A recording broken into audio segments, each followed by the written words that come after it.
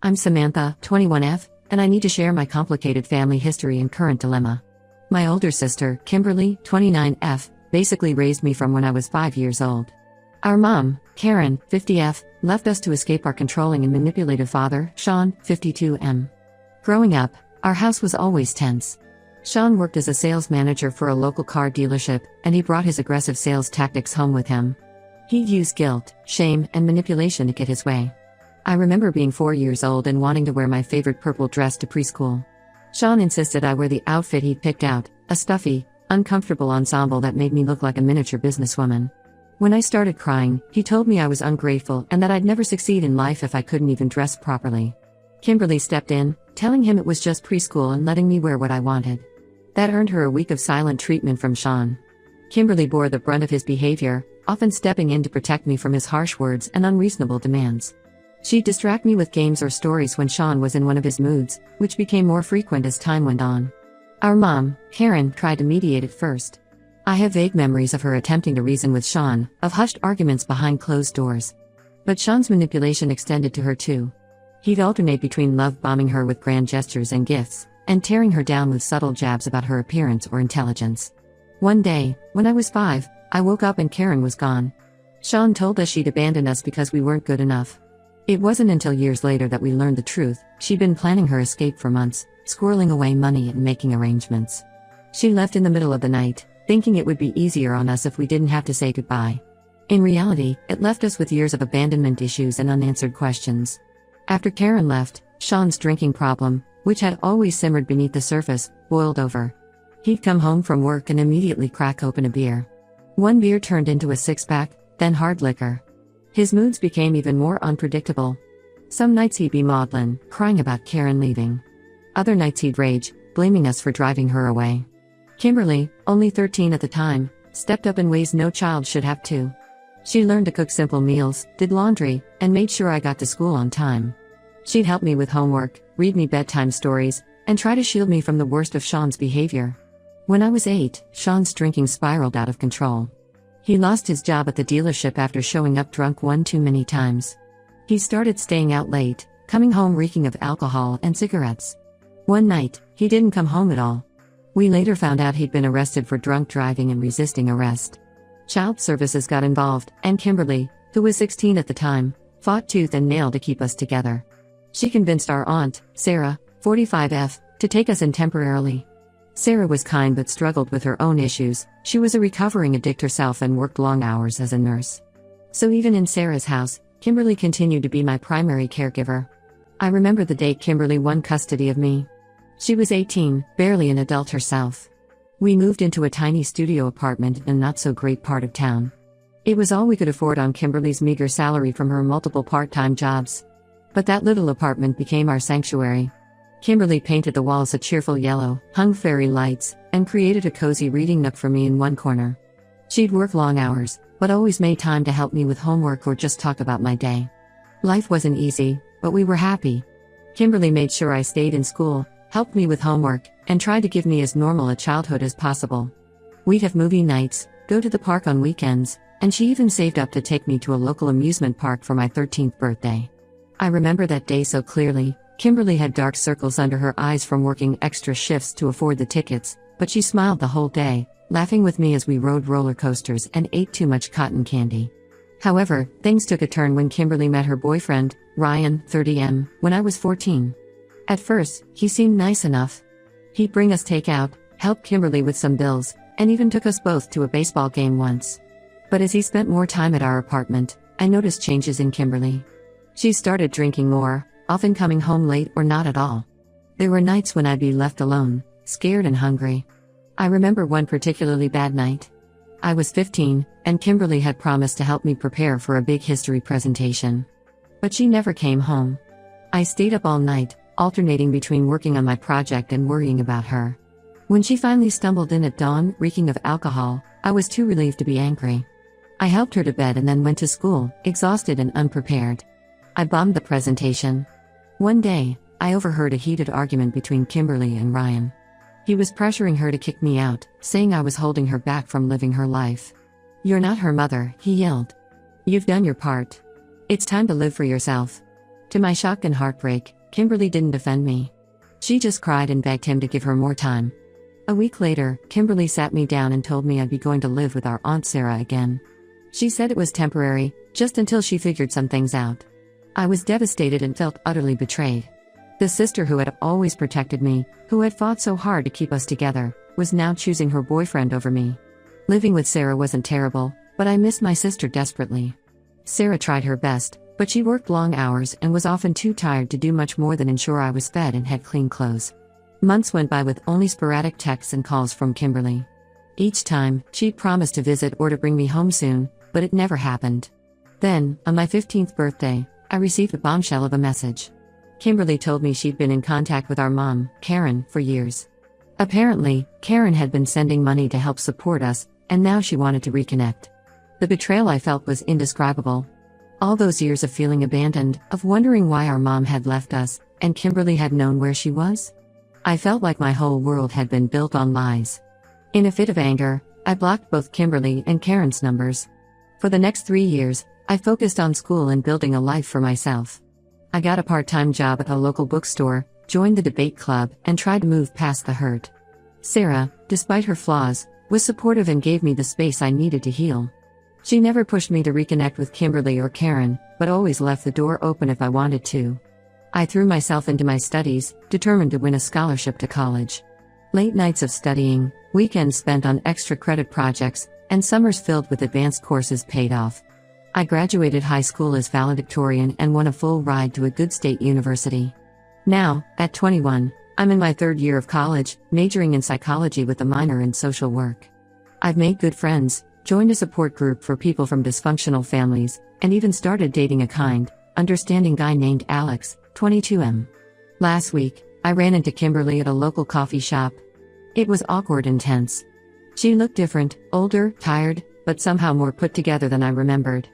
She asked if we could talk. She said she's no longer with Ryan, has been sober for 2 years, and wants to rebuild our relationship. Part of me misses my sister terribly and wants to give her another chance. I remember the Kimberly who raised me, who sacrificed so much to keep us together. But another part of me is still angry and hurt by her choices. The abandonment, the lies about our mom, choosing Ryan over me, it's a lot to forgive. I don't know if I can trust her again or if I even want to try. What if I let her back in and she hurts me again? But what if this is our chance to heal and have the relationship we used to have? I'm torn between my lingering love for my sister and the need to protect myself from further hurt. Am I wrong for being hesitant to let Kimberly back into my life? Should I hear her out, or continue to keep my distance? Update 1, it's been a month since my original post, and a lot has happened. I want to thank everyone for their advice and support. After much consideration and encouragement from my boyfriend Alex and my therapist, I decided to meet with Kimberly to hear her out. We met at a neutral location, a quiet park near my college campus. As I waited on a bench by the duck pond, I felt a mix of anxiety and anticipation. When Kimberly approached, I barely recognized her. She looked healthier, more put together than I remembered. Her hair was neatly styled, and she wore a simple but professional outfit, a far cry from the disheveled, party girl look I remembered from our last encounters. As soon as she saw me, her eyes welled up with tears, but she respected my wishes to keep some physical distance between us. We sat on opposite ends of the bench, the space between us a physical representation of the emotional chasm we needed to bridge. Kimberly started by apologizing profusely for her past actions.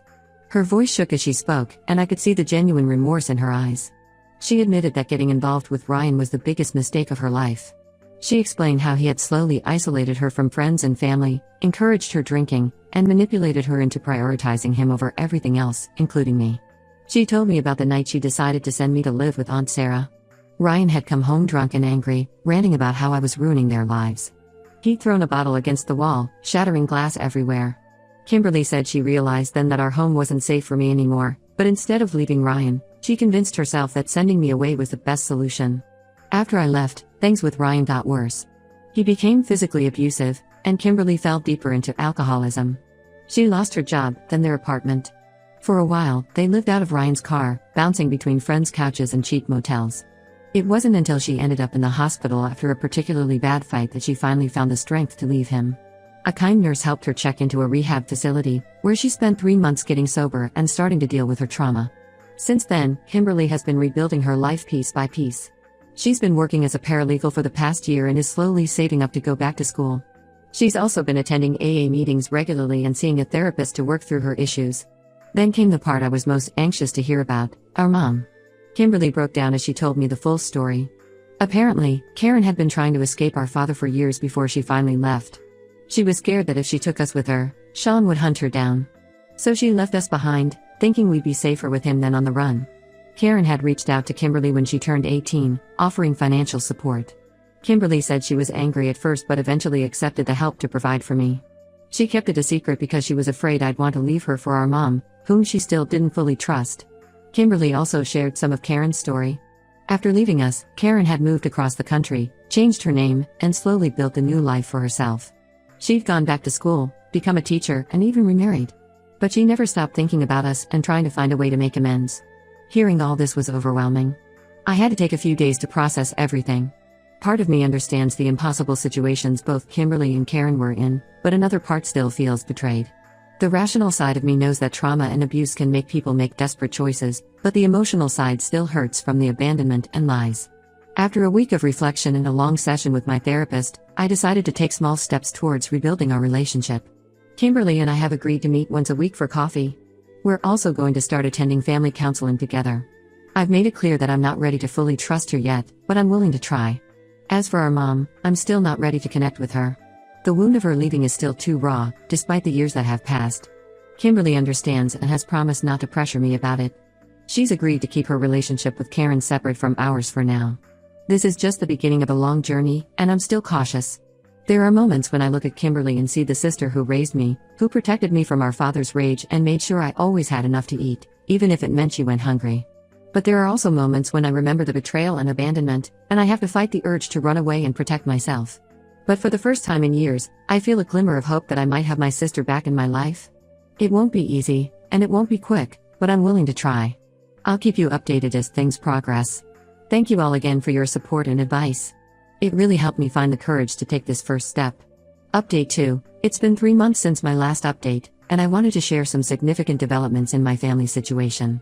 Kimberly and I have been consistently meeting weekly for coffee and attending family counseling. It's been a roller coaster of emotions, but we're slowly making progress. There have been tears, arguments, and moments of connection. Our therapist has been helping us navigate our complex feelings and establish healthy boundaries.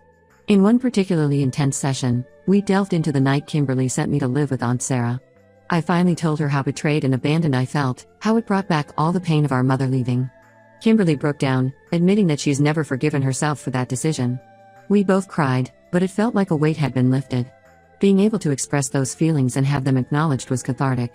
We've also had lighter moments. Last week, we went to our old favorite ice cream shop. As we sat there, laughing over ridiculous sundaes like we used to, I caught a glimpse of the sister I remembered. It wasn't all bad memories between us, and it's been nice to reconnect with some of the good ones too. However, about a month ago, during one of our sessions, Kimberly dropped another bombshell. She confessed that she's been in contact with our father, Sean. Apparently, he reached out to her 6 months ago, claiming he's changed and wants to make amends. I was furious. The thought of Sean being back in our lives filled me with anxiety and dread. I stormed out of the session and didn't speak to Kimberly for a week.